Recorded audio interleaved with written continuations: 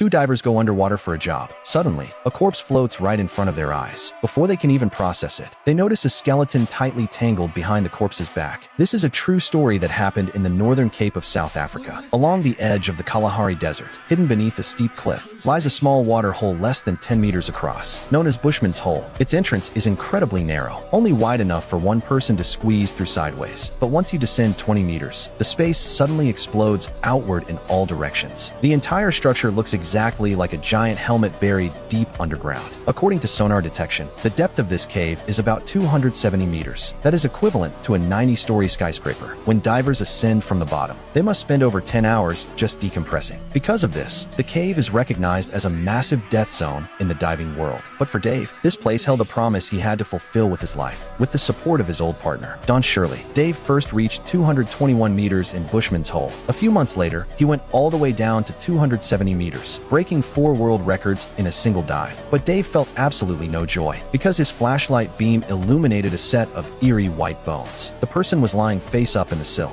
his desperate hands reaching toward the surface, a dive mask still terrifyingly strapped to his skull. Dave tried to lift the body, but the air tanks were buried deep in the mud. It wouldn't budge an inch, and because his bottom time was extremely limited, he had no choice but to let go. Before leaving, he unclipped a reel of line from his gear, tied one end to the skeleton's oxygen tank, and attached the other to the cave wall as a marker. This body had been sleeping in the dark abyss for 10 years. His name was Dion. He was only 20 years old when he died in 1994. That December, Dion joined a team to practice diving in Bushman's Hole. On the way up, he even gave his dive buddy the OK hand signal. Everything was perfectly normal, but when they ascended to 50 meters, the dive leader realized one person was missing. He desperately swam back down to chase him, but Dion's light was sinking way too fast. In the blink of an eye, he disappeared into the darkness. For the next 10 years, Dion's parents tried absolutely everything to recover his body, even deploying remotely operated underwater vehicles, but they found absolutely nothing. Eventually, they had to accept the heartbreaking reality that their son was never coming back. They hung a memorial plaque on the rock wall at the cave entrance, with his name engraved on it. Every year on the anniversary of his death, the elderly couple would come to the cave and stand there silently for a very long time. Until October 30th, 2004, the parents received a phone call. A man they had never met before said only one thing: "I found Dion, and I promise I will bring him home." To keep this promise, Dave personally organized a top-tier team of elite divers, and a 270-meter body recovery mission officially began.